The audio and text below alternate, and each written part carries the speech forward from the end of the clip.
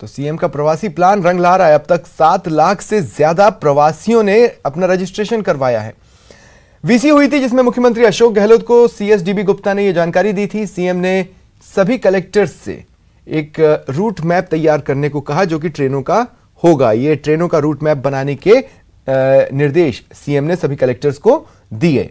तमिलनाडु, कर्नाटक, आंध्र प्रदेश और north east में प्रवासी राजस्थानी बड़ी संख्या में हैं जो घर आना चाहते हैं। इनमें से 7 लाख प्रवासियों को लाने के लिए स्पेशल ट्रेन चल सकती है। गाइडलाइन के तहत दरअसल एक बस में करीब 25 से 30 लोग ही बैठ सकते हैं।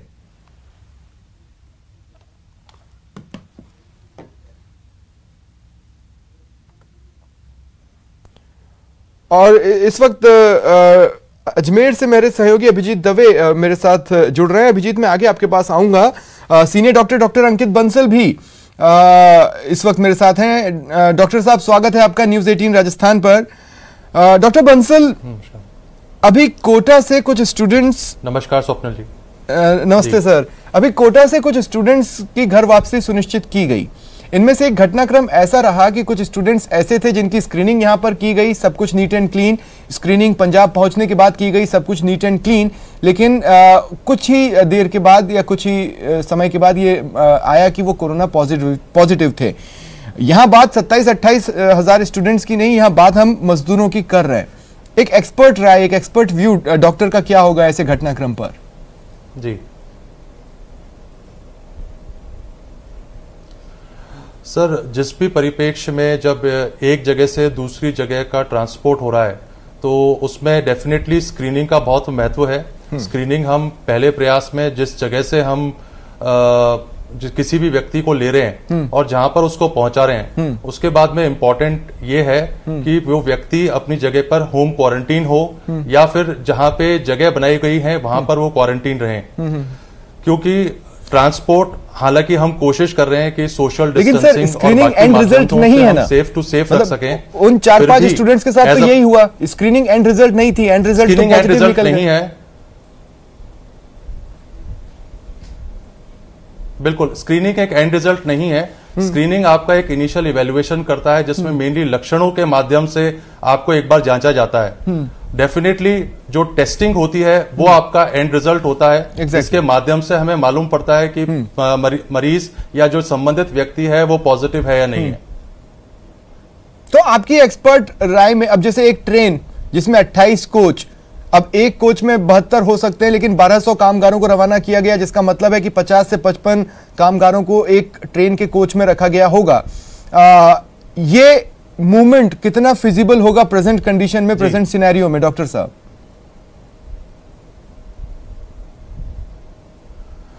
देखिए, थोड़ा सा मुश्किल टास्क है, मगर जैसे कि आप जानते हैं कि लाखों लोग अभी इस संकट से जूझ रहे हैं और उनको गंतव्य स्थानों तक पहुंचाना हमारी जो सरकारें हैं उनकी प्राथमिकताएं भी हैं। डेफिनेटली हमारे को इस दौरान अपनी सारी जो भी सुरक्षित माध्यम है उसको इस्तेमाल करना होगा। जैसे ट्रेनों में, जैसे आपने सही कहा कि संख्या अधिक होती है, मगर कोचों में कोच में जो लोगों की मात्रा है उसको कम रखी जा सकती है, सीमित रखी जा सकती है और उनके बीच में सोशल डिस्टेंसिंग मेंटेन किया जा सकता है। कोई व्यक्ति इस सारी प्रक्रिया को मॉनिटर करने के लिए हर कोच में प्रस्तुत भी रह सकता है या उपस्थित भी रह सकता है। करेक्ट। जिससे कि इस चीजों की इंश्योरिटी की जाए। ट्रेनें इसलिए इंपॉर्टेंट है क्योंकि लंबी दूरी तक जा सकती हैं, बहुत सारे लोगों को एक स्थान से दूसरे स्थान तक पहुंचा सकती हैं। तो शायद जो हमारा रोड का ट्रांसपोर्ट है वो इस पॉइंट पे थोड़ा सा लिमिटेशन है। मगर अगर हम पूरी मॉनिटरिंग की प्रक्रिया से और पूरी सावधानी के साथ में अगर इनको ट्रांसपोर्ट करें जी, और फिर ट्रेनों को सैनिटाइज भी समय समय पर लगातार एक जर्नी कंप्लीट होते ही, तो फिर हम सुरक्षित तमाम पूरा प्रोसेस है। डॉक्टर साहब, मैं आगे आपके पास आता हूं।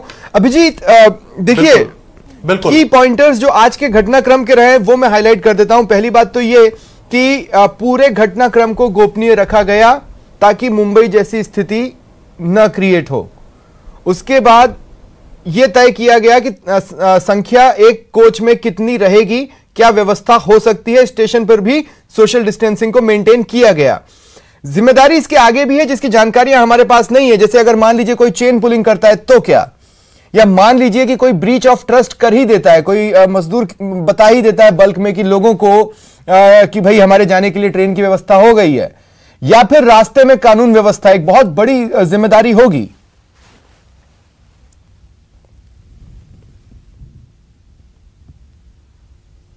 देखिए स्वप्निल, आपने बिल्कुल सही कहा, लेकिन इन तमाम व्यवस्थाओं को ही सुनिश्चित करने के लिए तमाम जो चाहे वो केंद्र सरकार हो, चाहे रेल बोर्ड हो, चाहे आरपीएफ हो, चाहे रेल प्रशासन हो, तमाम जो उसकी मैपिंग है, उसकी मैपिंग को इसी माइन्यूट लेवल पे किया जा रहा है। हालांकि अभी भी राजस्थान में किसी ट्रेन को लेकर, चलाने को लेकर कोई अंतिम फैसला नहीं हुआ है, लेकिन मुख्यमंत्री अशोक गहलोत लगातार इस पर इनिशिएट लेते रहे हैं और उनके प्रयासों का ही एक नतीजा है कि आज मजदूर दिवस के दिन पर एक पहली स्पेशल ट्रेन जो है वो मजदूरों को लेकर रवाना हुई है।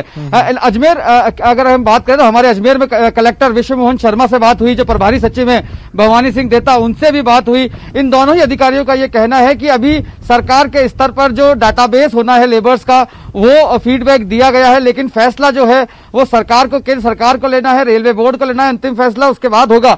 लेकिन इसके अलावा अगर बात की जाए तो राजस्थान में नॉर्थ वेस्टर्न रेलवे जो जोन है, इसमें करीब 4 मंडल आते हैं, अजमेर, बीकानेर, जोधपुर और जयपुर। यहां से 15 जो पार्सल ट्रेन है स्पेशल, वो लगातार जारी है। इसके अलावा 20 मालगाड़ियां जो हैं वो लगातार चल रही है इसेंशियल सर्विसेज को लेकर। जहां तक मजदूरों को ले जाने की बात है, अभी अंतिम फैसला नहीं हुआ है, लेकिन ये काम जो है पाइपलाइन में लगातार जारी है और हो सकता है कि बहुत जल्द राजस्थान को लेकर भी कोई फैसला हो जाए। लेकिन तैयारियां हैं। लेकिन अभिजीत, मुझे एक बात बताइए, रेलवे स्टेशन पर इस वक्त कितना स्टाफ दिखता है? ये मैं इसलिए पूछ रहा हूं कि मान लीजिए एक रेगुलर फिनोमिना भले ही वीक में एक बार या मंथ में 2 बार इस टाइप का बनता है, तो फिर आपको वहां पर स्टाफ भी चाहिए।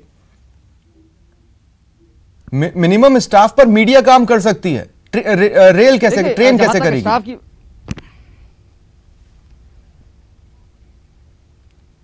देखिए, जहां तक स्टाफ की बात है, जो मिनिमम स्टाफ है वो लगातार जो है वो काम कर रहा है, क्योंकि मैंने आपको बताया कि नॉर्थ वेस्टर्न रेलवे जोन में लगातार जो पार्सल ट्रेन्स हैं या जो मालगाड़ियां हैं वो लगातार चल रही है। कैमरामैन आपको दिखाएंगे कि इस वक्त एक मालगाड़ी जो है वो इसी ट्रैक से होकर निकल रही है। तो लगातार 20 मालगाड़ियां जो हैं वो नॉर्थ वेस्टर्न रेल में चल रही है, जो इसेंशियल सर्विसेज को कंटिन्यू कर रही है। इसके अलावा 15 पार्सल ट्रेन हैं जिनके फेरे भी लगातार बढ़ाए जा रहे हैं। 3 मई तक जो है वो लंबे फेरे लगातार बढ़ाए जाएंगे। तो जहां तक है रेलवे की ओर से जो स्टाफ है, जिसका आपने कहा, वो स्टाफ यहां पर मौजूद है, क्योंकि परिचालन जो है पटरियों पर, पटरियों का परिचालन बेशक जारी है। हालांकि सवारी गाड़ी नहीं है, मालगाड़ियां और पार्सल ट्रेन यहां पर चल रही हैं, लेकिन स्टाफ जरूर मौजूद रहेगा। जहां तक देखिए, जो डाटाबेस तैयार करने की बात मैं आपसे कह रहा था, डाटाबेस तैयार हो गया है। जो राजस्थान ई मित्र पोर्टल है, यहां पर जो है ऑनलाइन पंजीकरण हो रहा है और करीब राजस्थान से 9 लाख जो मजदूर हैं उन्होंने अपना पंजीकरण करा लिया है। तो ये एक बहुत बड़ा डाटा है, बहुत बड़ा फिगर है।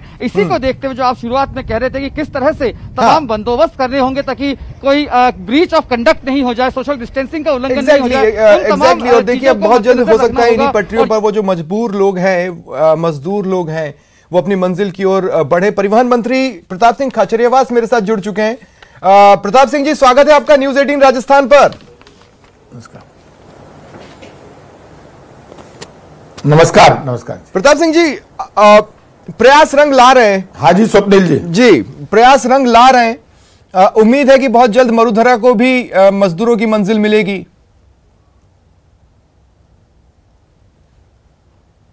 देखिए, मानकर चलिए आपके शुरू से राजस्थान की सरकार की, राजस्थान के मुख्यमंत्री की एक ही प्रेशर रहा है कि हमारा जो मजदूर बाहर बैठा है वो राजस्थान आ सके। राजस्थान में जो मजदूर लगातार ये चाहता है मैं मेरे घर जा सकूं, लगातार प्रेशर वो अपने घर पहुंच सके। हमारी एक ही मकसद है कि जब केंद्र सरकार ने भी अब परमिशन दे दी है, उसके बाद केंद्र सरकार को एक बड़ी भूमिका में आना पड़ेगा। केंद्र सरकार सिर्फ ये कहकर नहीं बच सकती कि लोग अपने अपने घर पहुंच जाए। केंद्र सरकार को स्पष्ट आदेश जारी करना चाहिए, एक कंट्रोल रूम बनाना चाहिए, 50-100 अफसरों की टीम बैठानी चाहिए, अलग से साधन लगाने चाहिए, अलग से पैसा देना चाहिए और बाकायदा एक आदेश जारी करना चाहिए कि जो लोग जहां फंसे हुए हैं उनके पास यदि अपने खुद के साधन है, वो यदि वहां से निकल रहे हैं तो उनको किसी परमिशन की जरूरत नहीं है। वो सिर्फ मेडिकल अपना दिखाए, चेक कराए, स्क्रीनिंग कराए और रवाना हो सोशल डिस्टेंसिंग का पालन करते हुए। हो क्या रहा है, जब तक केंद्र सरकार बड़ी भूमिका में नहीं आएगी और स्पष्ट आदेश करके नहीं करेगी, लोग अटक जाते हैं। हमारे यहां से बसें गई,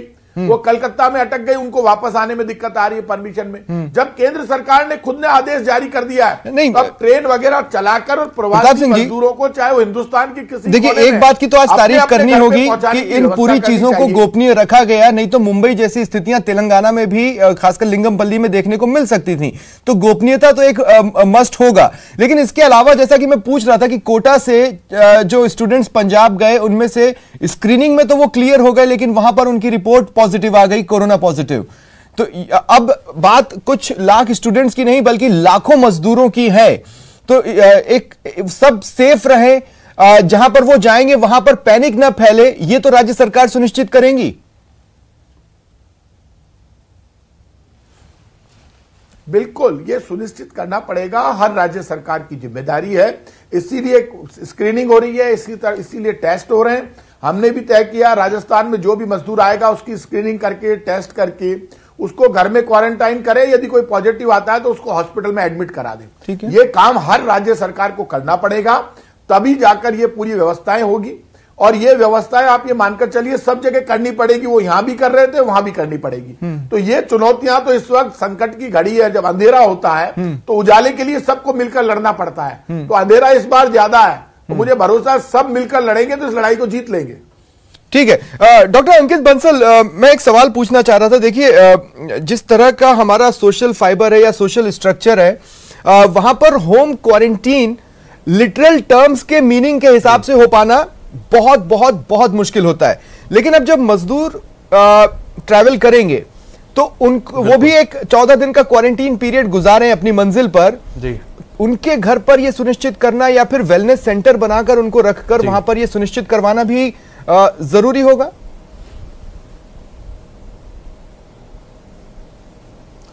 देखिए ये अपने आप में एक बहुत बड़ा चैलेंज है, क्योंकि संख्या हमारी हजारों में नहीं लाखों में है।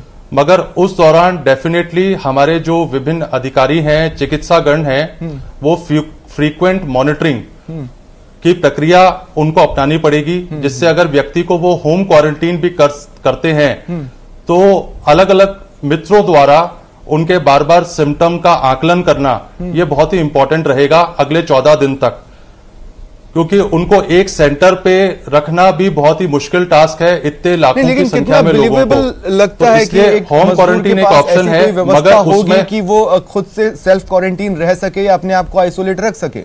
अब मान लीजिए किसी वेलनेस सेंटर में भी रखा गया है तो वहां पर तो नजर उन पर रखनी होगी, लेकिन अगर उनसे बोला गया घर में क्वारंटीन हो लो तो वो उतनी व्यवस्थाएं कर पाएगा क्या? बिल्कुल नहीं, बहुत मुश्किल टास्क है और अपने आप को क्वारंटीन रखना बहुत ही मुश्किल टास्क है। इसीलिए गवर्नमेंट एजेंसीज को ये इंश्योर करना होगा कि भाई जो उनके जो सिम्टम्स हैं, उनके जो लक्षणों का है, उनका आकलन करते रहे। जो हमारे सारे घरों का माध्यम से उनके जितने भी लक्षण आ रहे हैं, अगर किसी को आते हैं तो वो उनको त्वरित मालूम हो, और अगर कोई सीवियर कंडीशन आती है तो उनको एडमिट भी कराया जा सके। ठीक है, ठीक है। डॉक्टर अंकित बंसल बने रहे मेरे साथ। प्रताप सिंह जी, मैं खुलकर आपसे एक सवाल पूछ सकता हूं? मुझे पूरी उम्मीद है आप जवाब देंगे, आप भी खुलकर बोलने के लिए जाने जाते हैं। हाँ बोलो ना आप। जी बताइए। जी प्रताप सिंह जी, सबसे पहले कुछ राज्यों ने कहा कि हम चाहते हैं स्टूडेंट्स और मजदूरों को मूवमेंट की परमिशन मिले, जबकि केंद्र लगातार मना करता रहा। उसके बाद एकाएक एक दिन केंद्र ने कहा कि ठीक है इस तरह की मूवमेंट होगी, फिर राज्यों ने कहा कि हमें स्पेशल ट्रेन दो, तो फिर केंद्र ने वो भी दे दिया। कहीं वो ये सब कुछ ऐसा तो नहीं है ना, हालांकि मुझे नहीं लगता कि देश की राजनीति इस स्तर पर गिरी होगी, लेकिन ये सब कुछ ऐसा तो नहीं है ना कि लो मैं गेंद तुम्हारे पाले में डालता हूं, अब तुम मेरे पाले में डालो।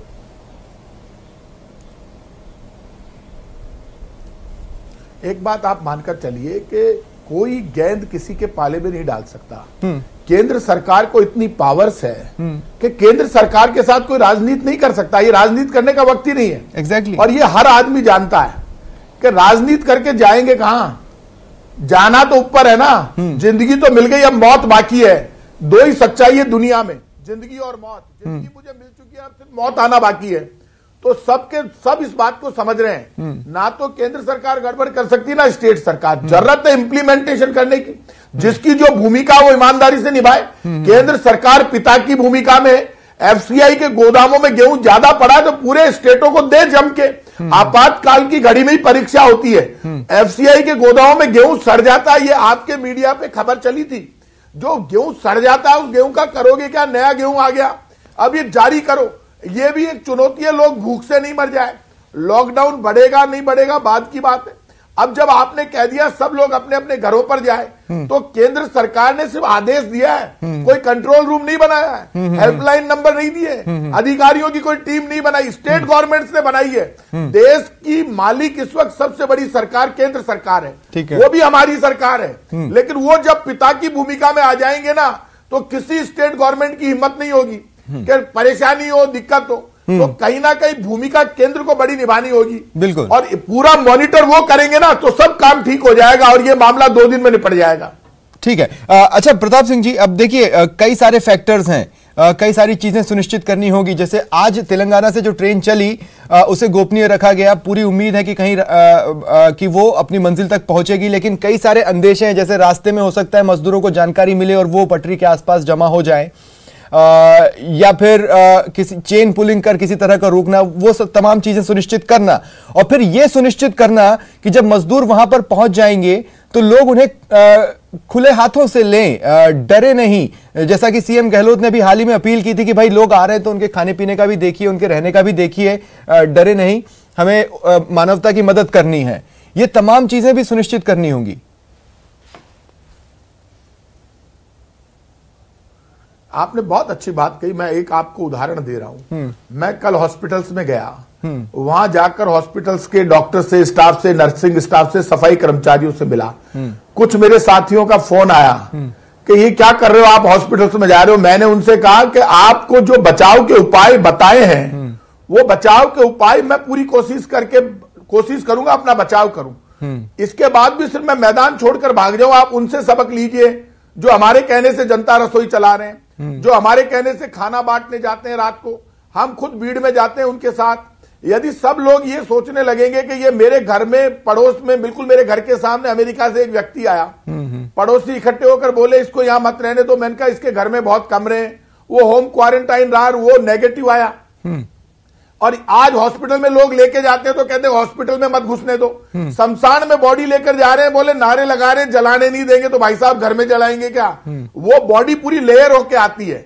कोई भी बीमारी से लड़ना पड़ेगा। आज डॉक्टर डर जाएंगे, हम सब डर जाएंगे, तो फिर लड़ेंगे कैसे? जो मजदूर आ रहा है उसका घर है, वो बीमार नहीं है, आपको समझना पड़ेगा। स्क्रीनिंग होकर आ रहा है, उसको घर आने दीजिए, रास्ते मत रोकिए।